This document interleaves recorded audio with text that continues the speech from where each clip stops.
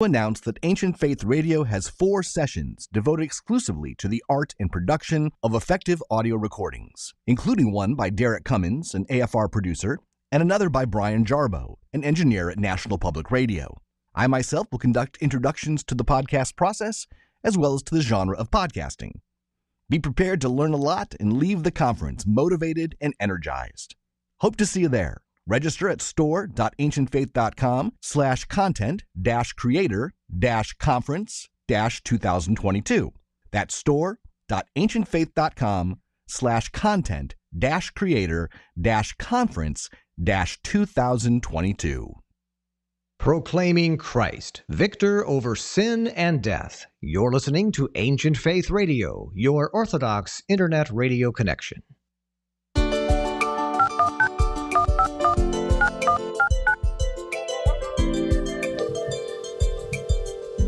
This is Ancient Faith Today with Father Tom Soroka, a weekly live call-in show addressing the issues of our day from a distinctly Orthodox perspective. You can join the conversation by calling in at 855-237-2346. That's 855-AF-RADIO. Father Tom is the priest at St. Nicholas Orthodox Church in Pittsburgh, Pennsylvania, and welcomes guests from across the globe to discuss important topics of interest. Here's Father Tom. Welcome to Ancient Faith Today. This is Father Tom Soroka, and I'm so glad that you're with us this evening. We'll be taking your calls in a bit at 1-855-AF-RADIO. That's 1-855-237-2346. Matushka Trudy will be answering your calls tonight, so please make sure to turn the show volume off before you come on air. To participate online, we encourage you to go to the AFM Facebook page at facebook.com/Ancient Faith Ministries and place a question in the thread for tonight's show where it is being live simulcast. You can send us an email at aft@ancientfaith.com. And if you really want to get a message to us quickly, send us a text message right from your phone. Send it to 412-206-5012. Write it down, 412-206-5012. However, we'd love to hear your voice. If you'd like to give us a call us at 1-855-AF-RADIO. So let's get started.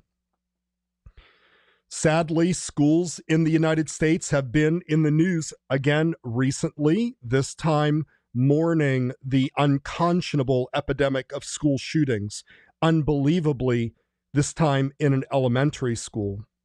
And only a year ago, parents were challenging school boards across the country in the matter of teaching critical race theory in classrooms. Today, traditionally minded Christian parents have to worry about woke agendas being promulgated in some schools. And then, of course, there's the overall decline in academic achievement of students in many schools in many areas of the country. Now, as I've reminded you, I certainly admit, as a former public school teacher and as the husband of a current public school teacher, all schools have their hands full. There is no doubt about this. Many school students, too many students, they come to school with a lack of discipline, broken families, heavy reliance on technology, low motivation, poor study skills. Sadly, we have to admit that many schools seem to be a reflection of a society spinning out of control. As a result, recently there's been an explosion of the homeschool movement. The homeschooling movement is sought to provide for Christian children a place where they can combine strong principles of learning with a solid foundation in religious literacy. But admittedly, it's very difficult for the home to be the source of all knowledge in the school. The expertise of caring teachers, Christian teachers, Orthodox teachers, is really essential in this effort. And that brings us to tonight's topic. How can we effectively support these families that are doing their best to sacrifice their time for the sake of their children? What resources are available for Orthodox families that want to give their children the benefits even of a classical education, but at home?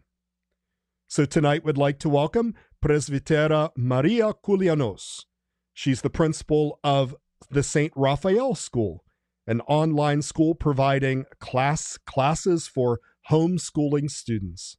She's been an educator since 1997. She holds 2 master's degrees from the Holy Cross Greek Orthodox School of Theology in Brookline, Massachusetts, and a Bachelor of Science in Education from Indiana University. As the principal of St. Raphael School, she's a servant leader who is charged with building a community that supports students and parents striving for Orthodox classical education. Presbytera, welcome to Ancient Faith Today. Thank you so much, Father Tom. Your blessing. May the Lord bless you and all of your work and your teachers and your students.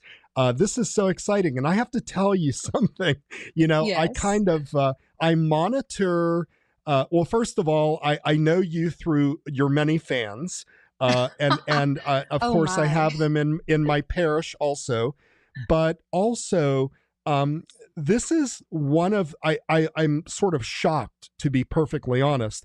I will put the show artwork and the explanation out on the internet. This one caught on like wildfire. Oh, my. Twitter, I'm shocked because Twitter, I got so many likes and I can't wait and this and that. So I think obviously you're providing something that is incredibly important here. So I'm really hungry Yes. to learn about all of this. So tell our listeners about the history of the school and about this larger academy Yes. that you are a part of. I think this is just brilliant. Let us know what this is all about. Absolutely. Well, first, let me start by saying what we do at St. Raphael School is more than just a transference of knowledge. It is the transmission of values, of culture, and, the proper order of loves, with Christ being the first. And so we focus on formation, right? Relationship, exactly what our faith says, that sense of community. And that's where our story begins, because Dr. James Taylor, who is known for writing poetic knowledge, it was used for the revival of Christian classical education, with the premise being that the poetic experience is an encounter with reality that is non-analytical. It's something that's beautiful, that's awe, that's spontaneous, that's mysterious. And Dr. James Taylor really reinforced that. Now, he had a journey of his own in which brought him to the Orthodox faith. And when he came to the Orthodox faith, he then wanted to take the next step. And I always tell this story, Father Tom. Dr. James Taylor became an Orthodox, and just a short bio of him. And then he reposed 2 years ago. Oh, my. But prior to that, he did become a monk, and he took the name Porphyrios. Oh, my. So he took the schema and he became a monk. He was beloved by our students for many, many, many years, and I'll go through that timeline. All this to say is that this sense of awe, right? And he always would use the phrase, St. Porphyrios would say, to become a saint, you must become a poet. And, he always used that with the students, that it is about the mystery. It's about the cultivation of awe, of being a lifelong learner. That's really important. So when he became Orthodox, he wanted to combine, at that time in 2013, homeschooling Orthodox families. Now, those of us that love Father Porphyrios know that his technology skills were much lacking. Yeah, But right. in 2013, mind you, he still had the vision, the foresight led by the Holy Spirit to say, how am I going to bring these Orthodox families that are scattered? At that time, he was just focused on the United States, scattered throughout the United States. How am I going to bring them together? Because the importance is this transmission of values, culture, and proper ordering of loves that you're not going to find necessarily in your backyard, right? You might have an Orthodox school, but most likely you aren't. And so exactly what you mentioned at the top of the hour, which was, it is so much more than standardized testing, right? It's so much more than a knowledge base. Sure. And so Father Porfirio shows up and he wants to do this. And with the blessing of Bishop Thomas of the Antiochian Diocese of the East, who also oversees educational initiatives on behalf of Metropolitan Joseph, Bishop Thomas gave his initial blessing for the founding of the school. And he appointed Father Noah Buscelli to advise him in the development of the school. And Father Noah is our spiritual father of the school to date, and is teaching to date level 6 catechism. So that's where it all begins. And so I believe that Bishop Thomas has a doctorate in education. Is that not correct? I would have to look that up. I am not sure. I think he does. He is quite knowledgeable in this field, and I believe I'll Google it, but I'm pretty sure that he has a doctorate in education, or a higher degree at least. I'll look that up. But anyway, so he blesses this. He appoints Father Noah, and tell us what happened next.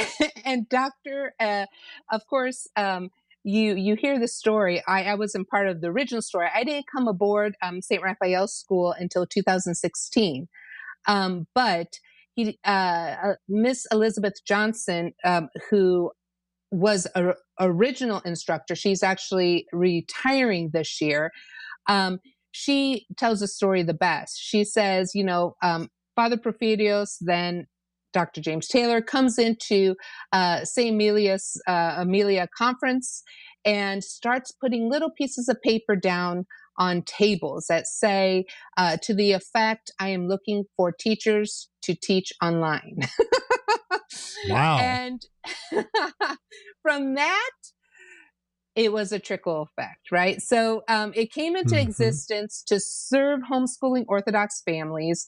And then in 2013, it just kept on growing, right? So 2014, 2015, 2016. And as we began to add curriculum to our program, the larger it became. So in 2018, because of the growth, the massive growth that we had, Scholae Academy came in, and we became a school within a school. So this means while, St. Raphael School functions as a dedicated Orthodox academy, we enjoy, of course, the benefits of being affiliated with a larger Christian classical online academy. And Presbytera, what is the benefit there, just from a practical standpoint? How does that benefit the students of St. Raphael and the parents, of course? Absolutely. So first and foremost, let me say that Scholae Academy, the language that we use, it comes from C.S. Lewis, which is the Great Hall. So Scholae Academy is the Great Hall, somewhere where various traditions can take specific classes taught in a Christian ethos that is focused on the Nicene Creed. So every instructor within the Great Hall, no matter what tradition they're from, have to believe in the Nicene Creed to teach. Now, these classes are not the liberal arts. These classes are not reading, writing, rhetoric, history. These classes are math, sciences, some languages, like German, French, modern languages, that are taught by Christian instructors. So there really isn't a conflict of how something should be presented within a tradition, because these items are just like one of the questions that comes up is about STEM, right? So these questions are just strictly to common arts aspects, math, grammar, those kind of things. Right. But when you get into St. Raphael School, we're a liberal arts school, right? And so we use classical books, in these days of popular culture education. And, we teach from the classics. And that then balances and gives the full picture for St. Raphael School families. So where they can come to us and take the great books, Greek, catechism, poetry, everything that has to do with humanities, all of that through the Orthodox lens with Orthodox instructors in good standing with the Orthodox Church. And these instructors are always approved by, not only from an education aspect, but also from a spiritual one, because whether we're teaching where the red fern grows, or we're teaching about, Adam and Eve, we do need to have a firm grasp on our faith as instructors and be able to guide students in questions that they may have in the lens of orthodoxy. Yeah, that's very important that the teachers that you have are credible, they are committed Orthodox Christians, so forth. Presbytera, let me just sort of put a pause on this just for a second, because we have a lot to get to tonight and we've already burned through quite a few minutes. So here's what we're going to do. Oh, Father, you didn't know me well enough yet. I'm just trying to manage the time here. I'm just the guy that says we got to go on to the next question. So let's remind our listeners here. You can give us a call at 1-855-AF-RADIO. So because now we've just finished the school year.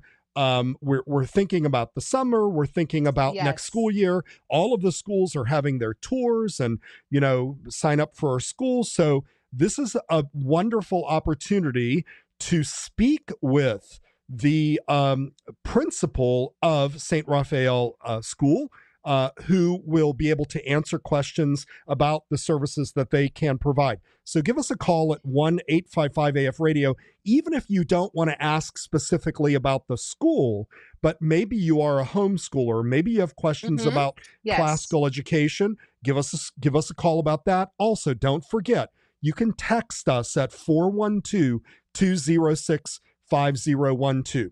Presbytera, I want to ask you this question because we were sort of, I said in the intro about, there's been this really enormous increase in the interest in homeschooling. Did I get this right? What do you attribute it to?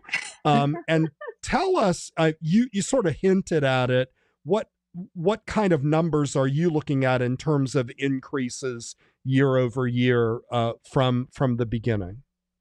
So, I want to kind of really just put a light on something. With the pandemic, many families, of course, because of us being, changing our lifestyle, changing the way school is done, right? And many students were home and having classes online. Now, I've spoken to many, many, many families, and that isn't homeschooling, right? When you have students on the computer taking every single class, back-to-back classes, that's just basically transferring the traditional education, right, onto a computer at home. Right. So, it's not classical education. It's not homeschooling. And I think there's a misconception there because, Okay. many families would tell me, well, wait a minute, you mean they're not on the computer all day?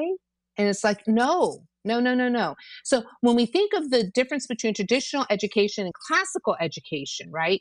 Classical education teaches students how to learn. The focus is there, virtues, values, and we can get into that specifically.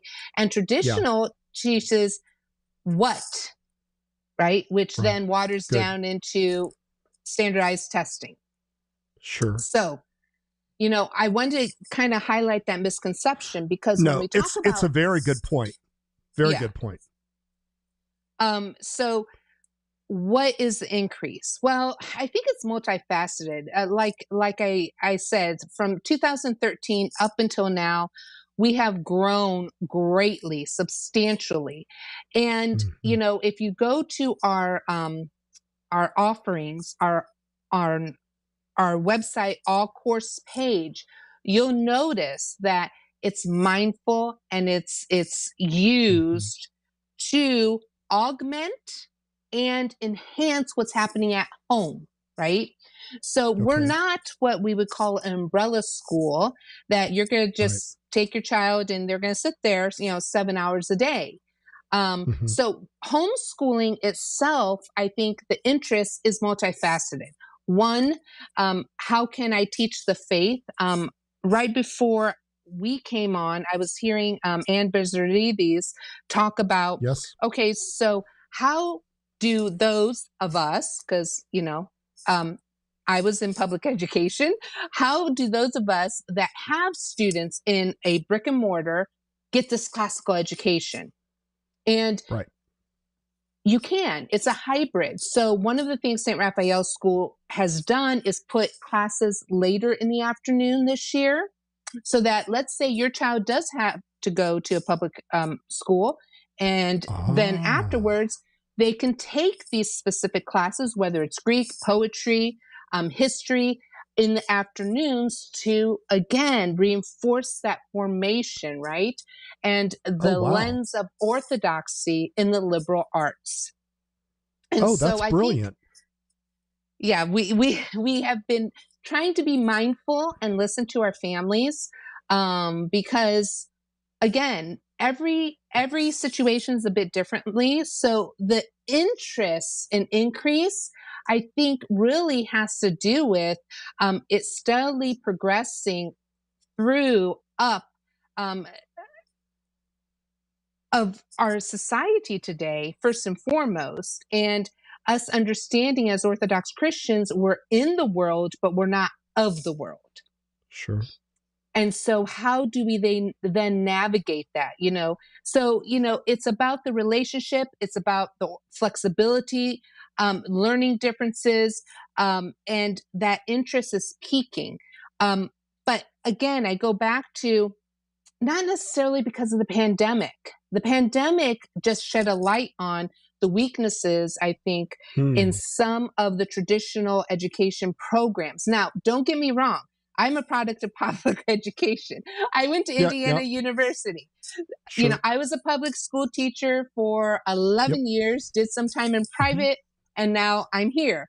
So, Right. we all have a journey, but all this to say that it really is a choice that families are making because they're seeing the benefits of it. And one of the things you mentioned at the top of the hour was exactly the difference between classical and traditional. How to learn versus what to learn. Good. That's very helpful, actually. And obviously, I kind of got this wrong. In other words, you offer these supportive services, these classes, really for any student at Yes. this point, because it can be a student who is in the public school or even in a Yes. parochial school, but maybe it's not an Orthodox school, and they want to supplement or Yes. reinforce what they're learning in their school. That's brilliant. I Yes. honestly I would never have thought of that. Well, And that's new so, for this coming year. That's new for this oh, that's coming just year. that's amazing. And So getting to know our community last year, That's one of the things that they mentioned was, I have a friend or a neighbor or a relative, and they can't do the full, program, but can't we offer something in the afternoon? And this year we are. That is so great. And honestly, I think the beauty, as you said before, the online paradigm has both its strengths and its weaknesses, right? We don't necessarily want a student of any age staring at a screen for 8 hours a day. That's impossible. Right. And I'll just say, as again, I had said at the beginning, my wife is a public school teacher. She teaches first grade. Well, at the beginning of the pandemic, it was absurd. And she told me that, you have these first graders online for 6, 7, 8 hours a day. It's just like nonsense, Yes. because they can't focus in that particular way. So I'm glad that you mentioned that all students are now available to benefit from your school. That's wonderful. So let's do this, Matushka. I keep saying Matushka. That's so okay. sorry. It's all the same. Kuria, Matrushka, Presbytera. It's all the same. I apologize. Oh, no. It's all good.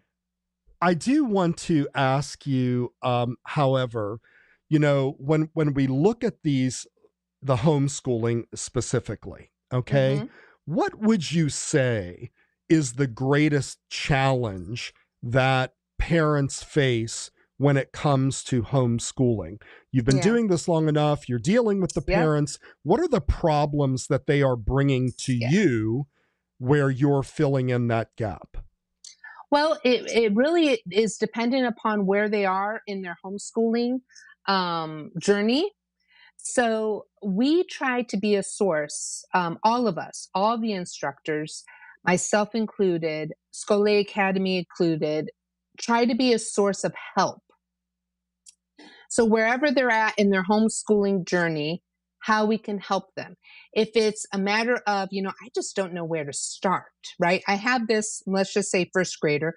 What am I supposed to do? And we can easily say, well, listen, first grade, liberal arts, 2, they come in 2 times a week, you'll get materials. And then the rest of the time is practical. Make cookies with them. Let them play house. One of the things that made my heart cry, Father Tom, is when they began taking out the kitchens and the pseudo homes from the kindergarten classrooms. Oh, it just makes my heart cry. And so the greatest challenge is depending on their journey. So if they're at the beginning of their journey, what does it look like, right? Am I teaching enough? Are they, am I doing what is needed? How do I navigate reporting to the state? How do I navigate the paperwork? What am I supposed to do? So that's the first part. Now, we don't have the answers as far as the state and those things, but we can get them in contact with other parents within that state that are a little more seasoned. And so then we also have this mentoring between families. So the greatest challenge is first that, getting started, if they haven't done so.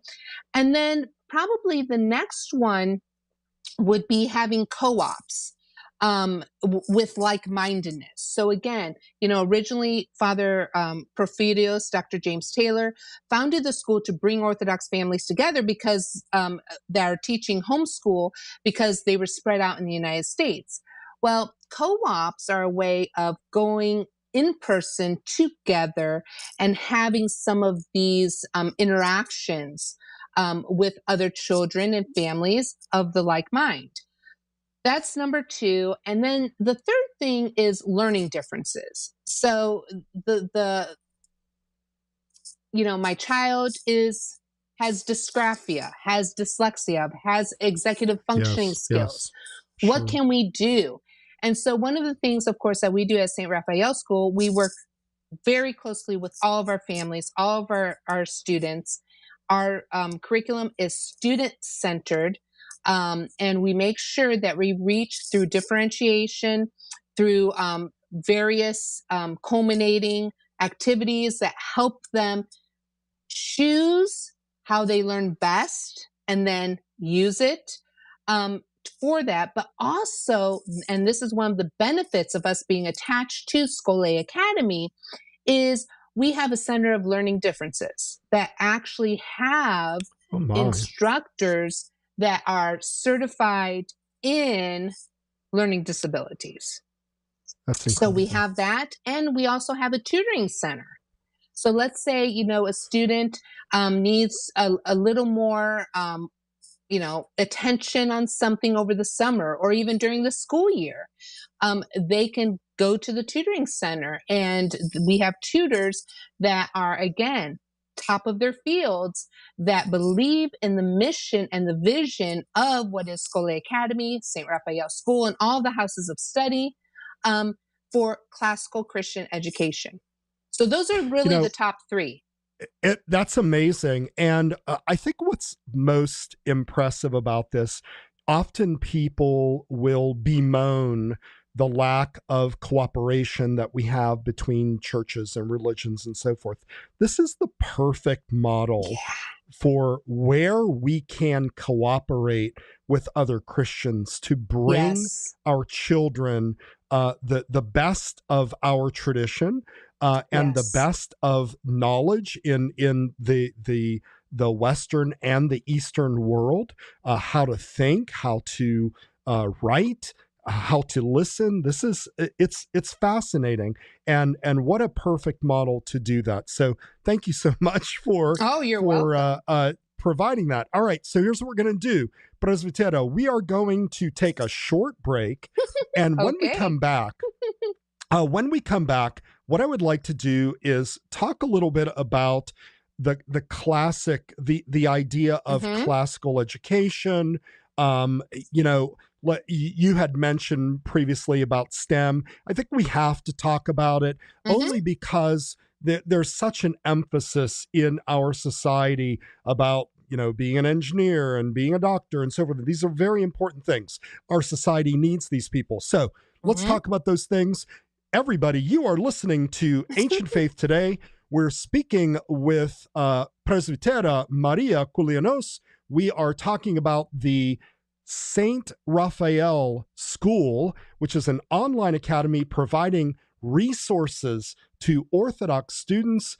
Give us a call at 1-855-AF-RADIO. We'll be right back. Father Tom will be back in a moment. In the meantime, the lines are open at 855-237-2346. Don't go away.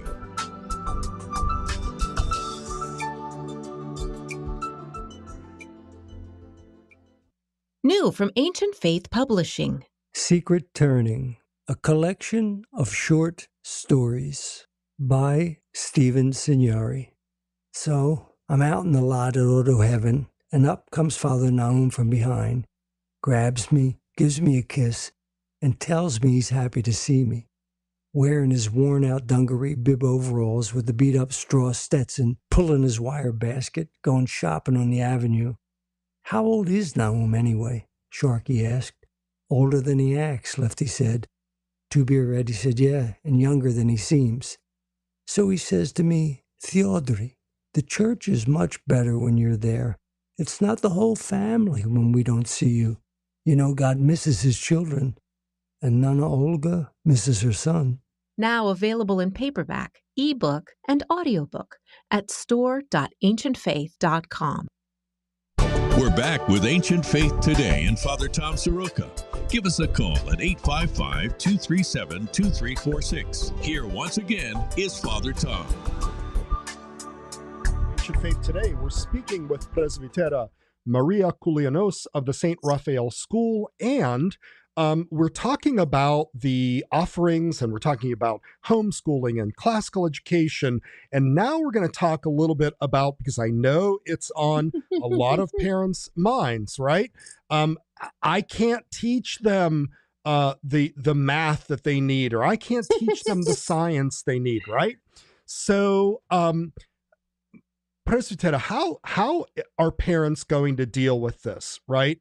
So, how does your academy help provide resources and support or classes for these STEM classes. You know, for those who don't understand, you know, these are the technical classes, the math classes, engineering, science, right? All of these things that students need if they're going to pursue technical careers like doctors and engineers and so forth, science-based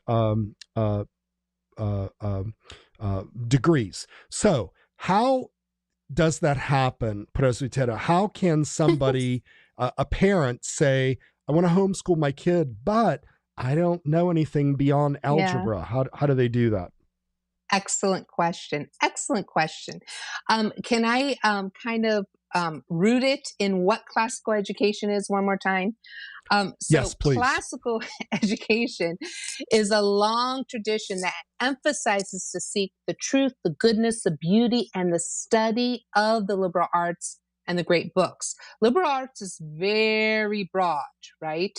Reading, writing, rhetoric, very, very broad. And so classical schools offer virtue-seeking opportunities for students and teachers on how to think and how to learn, okay? So that's the key here, how to think and how to learn. Now, take, for example, Galen, our beloved Galen of the ancient times, or even Hippocrates, or any of the ancients. They did a lot of their what they discovered, their discoveries, through wonder, curiosity, observation, and restful learning, right? Contemplation. Right. The skole, the Greek word for skole, right? Now, skoiazi, to think about it, and to grapple and deep dive into these things. Like we would say, you know, in the prayer of the Holy Spirit, right? Skinosen inimin, right? Pitch a tent and just stay there a while. So that is classical education. Now, having said that, that means that when we focus on the whole student, and the main goal is to teach students how to learn, students gain the cognitive abilities that will help them succeed in a wide range of subjects, right? Whether it's science, technology, you know, engineering, math, STEM, or liberal arts, it's all accomplished through what we call in classical education the trivium. So, but the question still remains exactly what you said, Father Tom. Oh, that's well and good, Presbytera. I don't know anything further than algebra. Well, so now let me, I don't want to sound dismissive of it. I'm saying, I think your point is very well taken. In other words, you will form a student or a child to be able to learn those subjects more effectively and to use that knowledge more effectively. Yes. So when we talk about them going into the logic phase, right, that channels the behavior by helping students to systematically formulate arguments based on sound reasoning and to analyze facts, explain why something is true or false.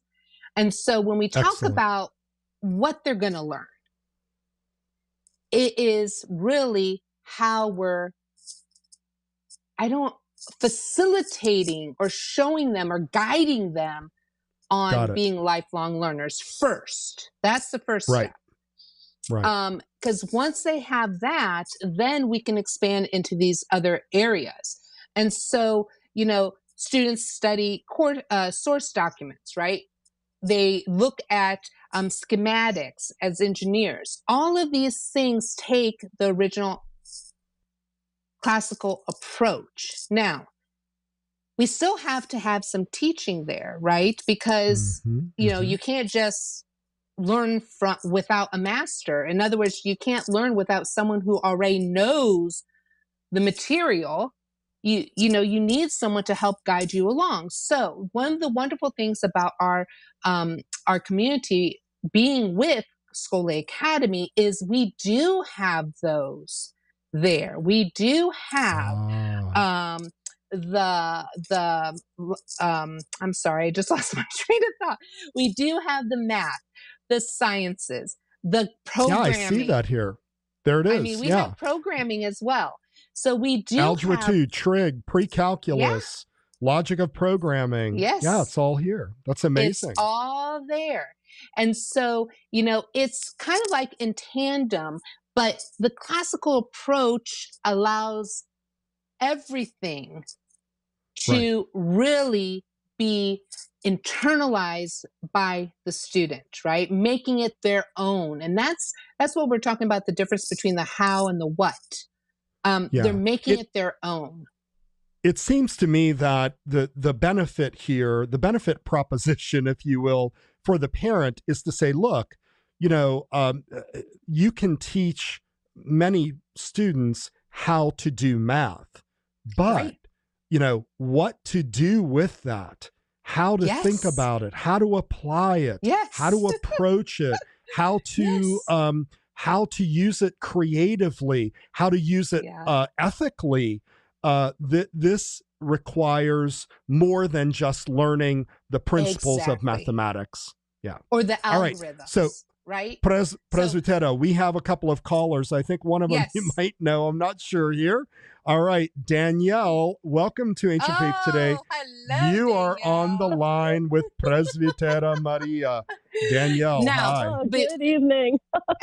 Danielle, good evening. I'm both my priest and my principal, so I better behave myself.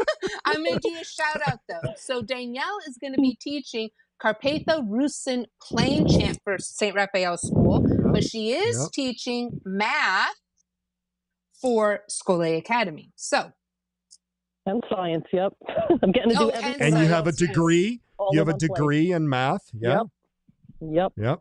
So this is going to be a fun school year. It is. So tell us your thoughts.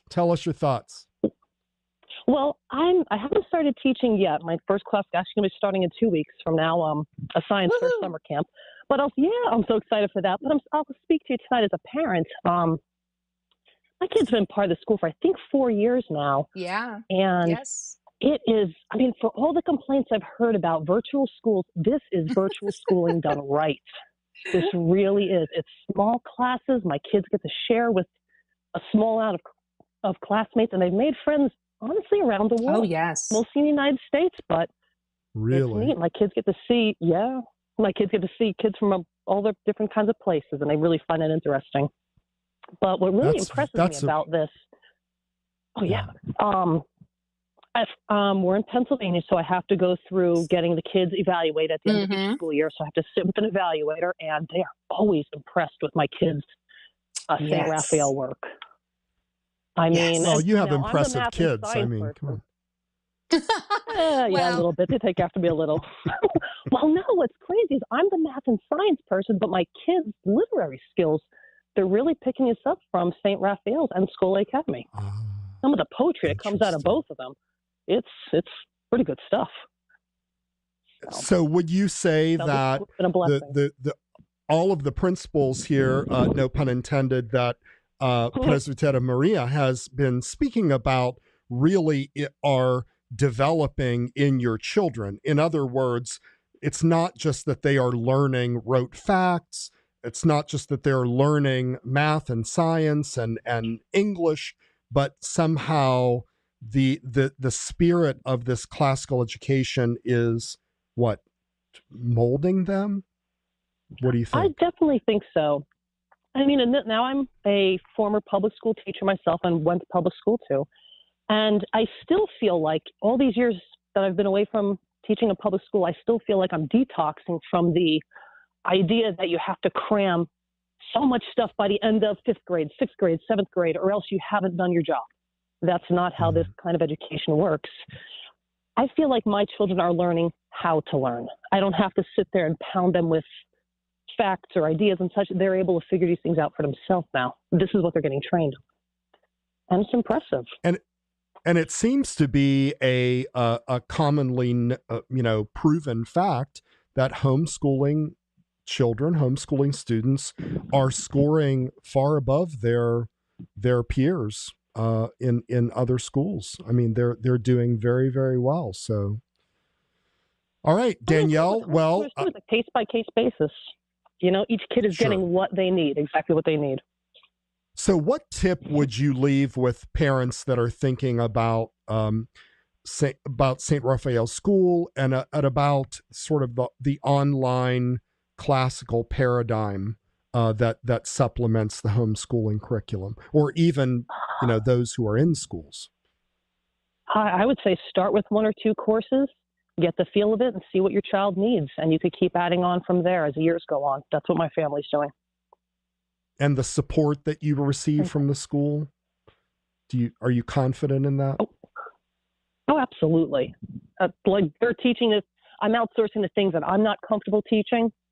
So my kids are definitely getting a benefit of other people's knowledge, which is what I really appreciate. Outstanding. Good. Thank you. Presbytera, Thank you for having me. Any comments? Presbytera Maria, are you there? Uh-oh. We lost her. Okay. Yeah, that's okay. Well, Matuszka Trudy will get her back online. Presbytera, if you are trying to get online and you can't, you can give the studio a call. I think that's in the email that you received from Matuszka Trudy. So either way, get back online. Okay. Danielle, thanks so much for calling. We're going to go to the next call. We're going to go to Anne in St. Petersburg, Florida. Anne, welcome to Ancient Faith Today. We're talking about the St. Raphael School, and we're trying to get Presbytera Maria back online. Anne, welcome.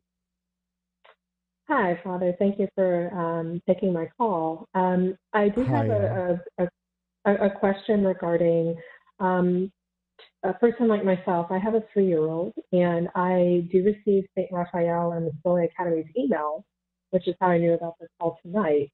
And so I'm looking forward to eventually entering my child into school. And I was kind of curious to hear Matuszka talk about the sort of changing of this paradigm of waiting until the child is old enough. And many families, the family I grew up in, for instance, always had 2 parents working. And now it's a very different world. I didn't come from a homeschooling family like your other speakers did. I came from public school. I'm getting my master's degree currently. I have a bachelor's, so very much in the public and traditional realm of education. But I'm kind of curious to hear, with so many people now looking towards homeschooling, from the computer.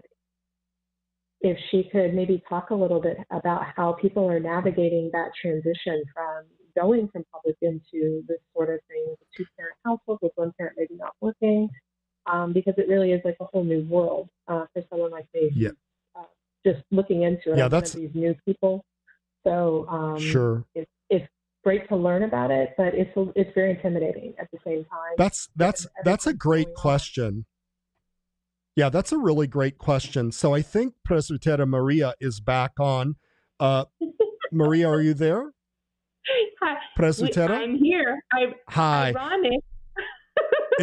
It's okay. We're all good. So we have a caller on the line, Anne, and she is eventually going to make the transition for her children from public school to the homeschool.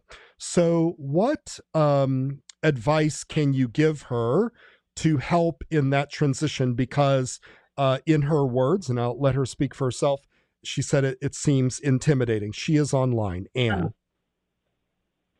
Well, Anne, of course, we as Orthodox learn to live in the tension, right? So it is a tension time, especially when you're making that transition, but we can help you. So based upon your kids' ages, we can sit down, you and I can have a Zoom meeting.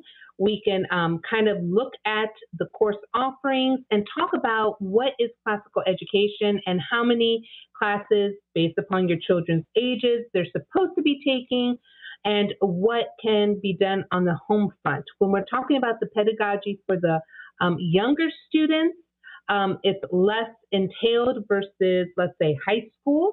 But we can do that together. So we walk together in this. I don't know if I answered your question. You did a little bit. It's one of those things of just walking into something that's totally new. I have a 3-year-old, so she's not into formal education setting at this time, but I'm looking ahead with a lot of dread what's going on with public education, and I just don't feel like sending her to the wolves. And but also that tension of, well, I've got to get back to work. And as you said, we're in the world, but not of the world, and that is very difficult to overcome. That anxiety about being productive and sending her off and let somebody else handle it. So I look at a lot of homeschool resources, and that hurdle seems like it's already been jumped. It's already been made. And there's a lot of people I've spoken to who are like, yeah, I'd love to do that, but I just can't. So hearing that you do work with parents is really great. Oh, yeah. I think a lot of us would feel like, I just don't know what to do, so I'll just follow the path that I'm used to. And if I can mention also, I know there are a lot of homeschool consortiums locally and online.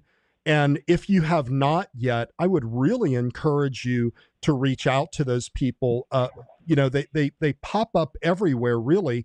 Our parish hosts a homeschool consortium where the parents get together once a month, and they do things together. They have activities together. They have classes together, or they're singing, or whatever it is. And I think the nice thing about this burgeoning homeschooling community, is that you're not alone. There's a lot of support. And of course, Presbytera, please continue. Absolutely. There's a lot of support, and we are able to network. The Orthodox world is 2 degrees of separation. And so wherever you are in the world, mind you, I don't think Father Porphyrios would have realized or even thought of that we have students in Hong Kong, Cyprus, Greece, Germany, Romania.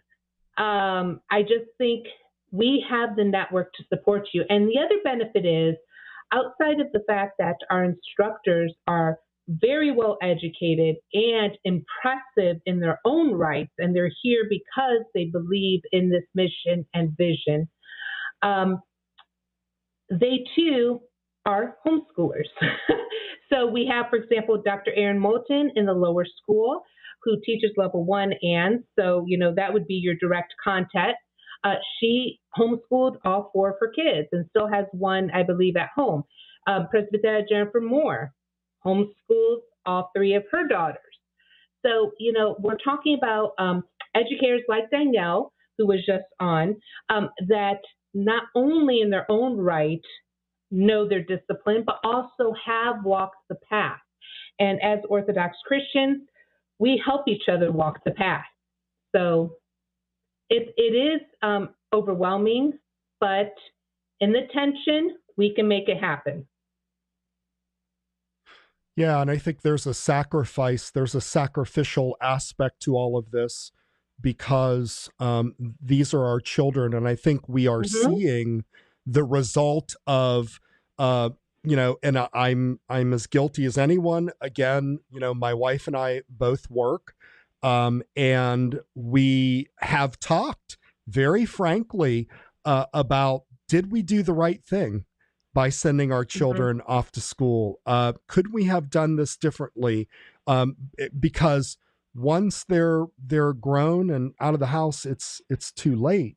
So, think and pray deeply about making this decision, and think about the sacrifice for your children. And any last words before we close the program? Just for your work.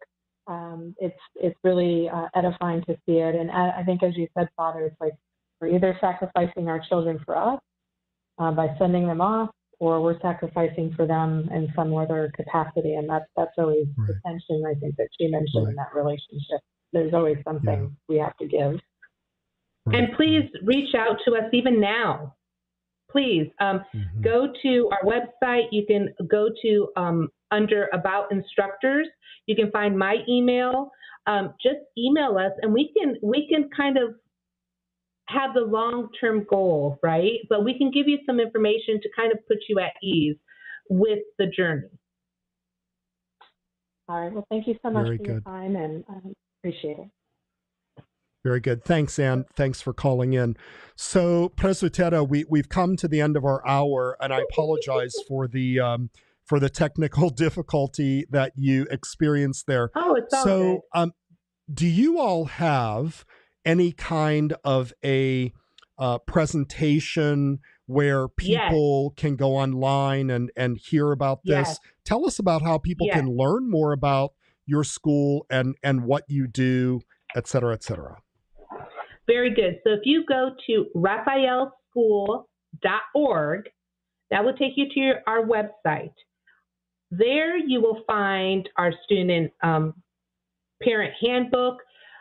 You will also find under resources, events. And if you go under events, you will find the last events we have done, and that will tell you much about our school. If you go to the Houses of Study open house, which is like the third one down, that one really lays out what we do, who we are, and various aspects of our school. Definitely, I wanted to highlight as well that, we're just not about come and take a class and you leave. We're about community, Christ-centered community. And this community reaches across the world. And many times they say, well, online is impersonal. Oh, well, online, they don't get to know each other. But yet they do. We have SRS newsletter. We have summer programs. We have lectures for parents. St. Raphael School, another thing we didn't mention, Father Tom, this coming year, if you go to all courses at the very bottom, we have 9 different adult courses that are available. What? Because our parents want to learn Greek. They want to learn Russian. They want to do iconography. They want to learn about St. John Chrysostom and financial planning. They want these classes. And so we offer adult courses for continuing education as well. So we're a community. All intents and purposes, it's basically like a church community would function. And there's something for everyone. So when you go to our website, you'll see under those categories various pieces of information. But ultimately, come and see, right? Just like Philip and Nathaniel, come and see. So right now we're in the summer school phase, but we allow families to shadow, or if you wanted to actually view a video of a class, we can get that video for you to view temporarily, because all of our classes are recorded, not because we are asynchronous. We are only live, no chat, cameras on, mics on, course offerings, but because we do record them for those that might be absent. But point being is we're here for you all. We are your school, and it's all about us working together synergistically for the best for our children. And I love our children. Father Dionysios and I do not have children of our own, but all the children of St. Raphael School, of the churches, of all the schools past and present, churches past and present, we see as our own. So we do our best to serve, and we love them all, and we love our families. So, Presbytera, this is amazing. I'm looking right now at the courses that you have in Russian, Paruski, in New Testament Greek, in iconography for adults. That is amazing. Finance, St. John Chrysostom, and financial wisdom. Yes, theater, it is an poetry. Class. I'm going to take it. This is so cool. I love it. Well, congratulations. This is amazing. Really just absolutely beautiful. And thank you for your time tonight. Again, if anybody wants information, go to raphaelschool.org.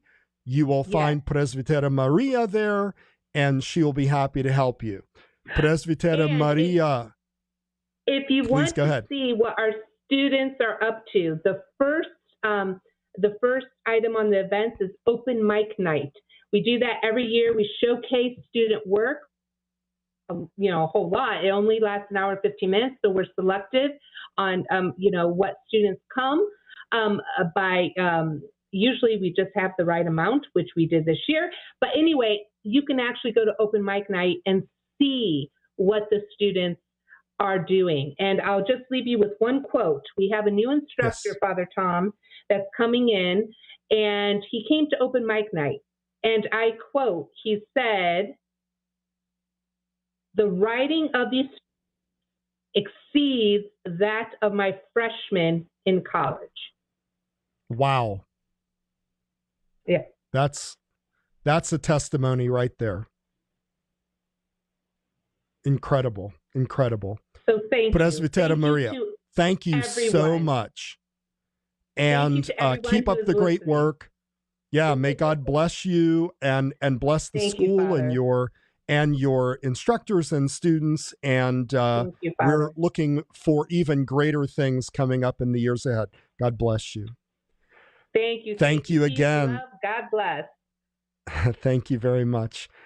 Before I share a few final thoughts, I want to offer my sincere thanks to Presbytera Maria Koulianos for joining us this evening. Thanks also to Matushka Trudy for engineering the program, for our show production assistant Melissa for her work behind the scenes, for everybody that's listening in, and for those who called in. I have two quotes, real short quotes from St. John Chrysostom about education. Check this out. First, an important part of a child's education is storytelling, since good stories excite the imagination and strengthen the bond between parent and child. Stories from the Bible are preferred, and the child should repeat them often to underscore full comprehension. And St. John also said this: the human family constitutes the primary and essential element of human society. Peace in society will be a direct result of peace in the family.